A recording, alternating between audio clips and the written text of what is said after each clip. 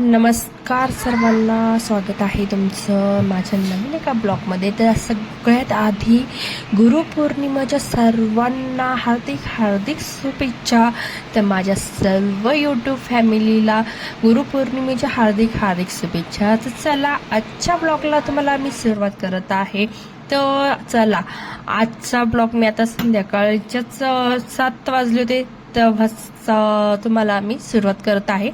चला, संध्याकाळचे वाजले होते 7 आणि बघा, मुलांचं आलं होतं पार्सल. तर मोठ्या मुलाचं आलं होतं पार्सल फ्लिपकार्टचं. तर त्याने टी शर्ट्स आणि पॅन्ट्स ऑर्डर केली होती, त्यामुळे आली. आणि बघा, ह्या दोघी अनबॉक्सिंग करत आहेत. तर बघा, अनबॉक्सिंग केला आणि त्याचा छान असा हा टी शर्ट्स आलेला होता. तर बघू शकता तुम्ही हा टी शर्ट्स. तर ब्लॅक कलरचा टी शर्ट्स त्यांनी मागवला होता डेली वेअरसाठी.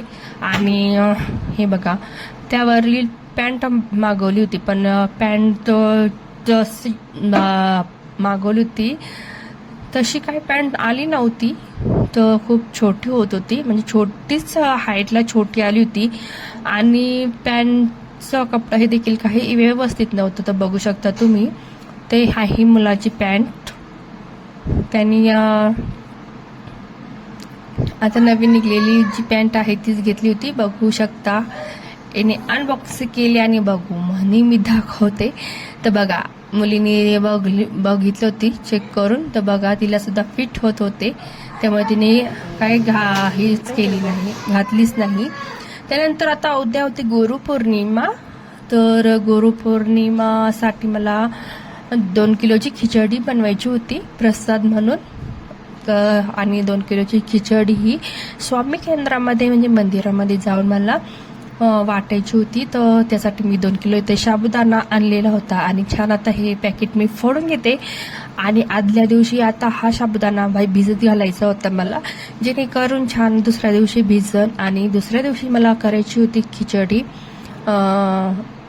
जी गुरुपौर्णिमेनिमित्त मला वाटायची होती, त्यामुळे. तर छान आता असा हा 5 किलोचा डब्बा आहे, तो छान धुवून घेतला. त्यानंतर हे 2 किलोचे पॅकेट होते ते यामध्ये टाकले. तर आणि आता नळाखाली स्वच्छ धुवून घेते. कसं, आमच्याकडं तर दोन्ही टाईम पाणी येतच असतं, तसं काही आम्हाला पाण्याची कमी नाही आहे. आणि पाणी खूप सारं असतं आमच्याकडे, आणि खूप पाणी छान गोड पाणी आहे आमच्या नळाला. तर बघा, आणि छान आता हे छान असा हा साबुदाणा मी स्वच्छ 2-3 पाण्याने स्वच्छ धुवून घेतला, जेणेकरून याच्यातली सारा जो पांढरा स्टार्च असतो तो साफ झाला पाहिजे आणि साबुदाणा सुद्धा छान असा मोकळा भिजला पाहिजे. तर चला, आता म्हणजे कसं आहे, पाऊस तर खूप आहे म्हणजे या महिन्यामध्ये पाऊस असतोच, पण जुलैमध्ये पाऊस काय पडला नाही जास्त, त्यामुळे ह्या महिन्यामध्ये खूप जास्त पाऊस आहे. तर डेली पाऊस चालूच आहे. आणि बघा, आता साबुदाण्याचं सारं स्टार्च खूप वाईट पाणी निघत होतं, तर छान 2-3 पाण्याने स्वच्छ वॉश केलं. त्यानंतर थोडंसंच आपल्याला पाणी यावर ठेवायचं आहे. छान आता हा डब्यामध्ये झाकून भिजत घातला. त्यानंतर आता हा येत आहे तुम्हाला दुसऱ्या दिवशीचा गुरुपौर्णिमेचा, म्हणजे आजचाच व्हिडिओ येत आहे तुम्हाला. चला, आता कुकरमध्ये मी 2 किलो बटाटे आणले होते. आता हे बटाटे मला शिजत घालायचे आहे आणि छान आता खिचडी बनवायची आहे, जे मला मंदिरामध्ये वाटायचे आहे. तर सगळे सकाळची कामं वगैरे मी सर्व आवरून घेतली आणि देवपूजा सुद्धा बघितली तुम्ही, छान अशी देवपूजा वगैरे करून घेतली. भांडे वगैरे झाले, धुणे वगैरे झालं होतं. आणि आता मुलाला देखील दूध वगैरे दिलं. त्यानंतर छान अशी देवपूजा करून घेतली आणि फुलं वगैरे मिस्टरांनी नंतर आणली होती. आणि बटाटे वगैरे छान शिजले होते, साली काढून मुली काप करत होती. आणि बघू शकता, आपला कालचा साबुदाणा आपण छान असा भिजत घातला होता, खूप छान सुळसुळीत भिजला, जेणेकरून सगळं साबुदाणा मी थोडासा मोकळा करून घेते. आणि आता छान आता खिचडी बनवायची आहे. तर एकदम मोठं भांडं नव्हतं माझ्याकडं खिचडी हलवण्यासाठी. तर बघा, हा 1 किलो शेंगदाणा आणलेला होता आणि शेंगदाणे छान असे निसून घेतले, जेणेकरून त्याला मध्ये गारीचा खडा असतो. कढईमध्ये छान शेंगदाणे भाजून घेतले. 1 किलोच्या क्वांटिटीमध्ये शेंगदाणे आहे हे, बघू शकता तुम्ही. चला, आणि आता छान आता भाजून घ्यायचे आहे. तर बघा माझा अवतार. आणि आणि बघा आता छान अशी शेंगदाणे मी छान भाजून घेतले. 10 मिनिटं लागले छान भाजायला. आणि आता मिक्सरच्या भांड्यामध्ये छान आता याचा कूट करायचा आहे थोड्या थोड्या प्रमाणामध्ये. तर बघू शकता तुम्ही छान असा मी मिक्सरच्या भांड्यामध्ये कूट करून घेतला. आणि साबुदाणा छान मोठ्या घमेल्यामध्ये काढून घेतला. कूट हा त्या साबुदाण्यामध्ये टाकला. आणि बटाटे सुद्धा उकडले होते. 2 किलोच्या क्वांटिटीमध्ये बटाटे आहे छान कापून घेतले आणि यामध्ये टाकले. आणि कसं आहे मोठ्या याच्यामध्येच आपल्याला हा साबुदाणा छान हलवता येतो. आणि कसं आहे खूप मोठा घमेल घेतलेला आहे. त्यामध्ये 2 किलो आपला साबुदाणा आहे, 2 किलो बटाटे आहे, 1 किलो शेंगदाण्याचा कूट यामध्ये छान आता एकत्र करून घेतला. आणि आता मिरच्या आवडीनुसार घाला. ज्याला तिखट लागत असेल तर तिखट टाकू शकता, कमी तिखट लागत असेल तर कमी मिरच्या टाकू शकता. आणि चला आता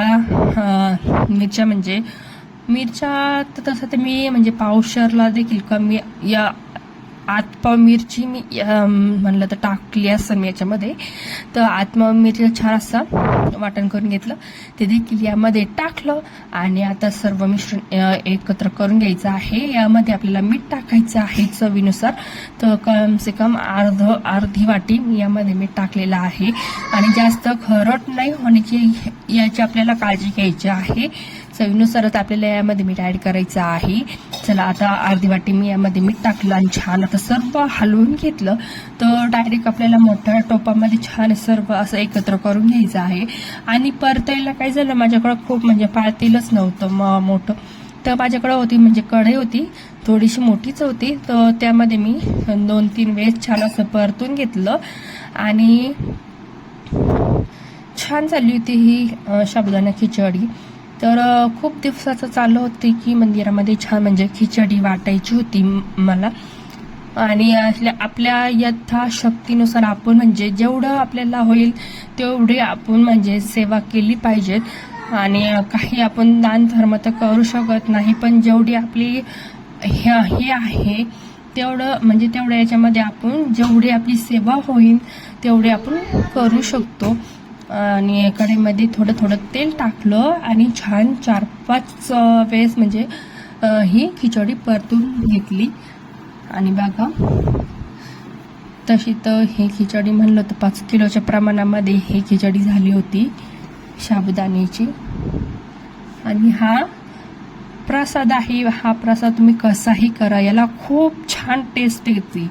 तर प्रसाद म्हणला तर काहीतरी म्हणजे देवाचा त्याच्यामध्ये काहीतरी अंश असतोच. आणि कसं असतं प्रसादामध्ये आणि आपण म्हणजे इतर वेळेस करतो त्यावेळेस म्हणजे थोडंसं तेही चांगलं होतंच, पण जेव्हा आपण असं प्रसाद म्हणून करतो तर त्याचं काहीतरी चव वेगळीच असते. तर छान अशी परतून घेतली 4-5 वेळेस ही खिचडी थोडं तेल ऍड करून आणि छान एकत्र केली पुन्हा. खूप म्हणजे थोडासा उशीर लागला पण खिचडी छान झाली, एकदम टेस्टही छान झाली. तर बघा माझा अवतार, मला जायचं होतं दर्शनाला पण काही पावसामुळे पॉसिबल नाही झालं कारण खूप पाऊस आहे आमच्याकडे चालू. आणि चला छान आता खिचडी परतून घेतली, घमिल्यामध्ये काढून घेतली, सर्व थंड करून घेतली. आणि आता चला मंदिरामध्ये वाटण्यासाठी द्यायची आहे. तर बघा अशा पद्धतीने आपली ही खिचडी तयार झालेली आहे. बघू शकता तुम्ही, खूप सुंदर टेस्टी आणि खमंग आपली ही खिचडी झालेली आहे. आणि बघा चला मंदिरामध्ये मुलीला द्रोण वगैरे दिले होते मी वाटण्यासाठी आणि सर्वांना सांगितलं प्रसाद घेऊन जा. तर सर्वांनी छान प्रसादाचा आनंद घेतला. आणि बघा छान आपलं हे स्वामी समर्थाचं मंदिर हे आहे, घरापाशीच आहे, जास्त लांब नाही आहे. त्यानंतर मुलींना देखील मी सांगितलं. चला हा होता गुरुपौर्णिमेचा ब्लॉग. जर आवडला असेल तर नक्की लाईक करा, शेअर करा. आणि व्हिडिओ काही 2 दिवसापासून आली नाही तर प्लीज सॉरी. चला आता व्हिडिओला सबस्क्राईब करा. धन्यवाद.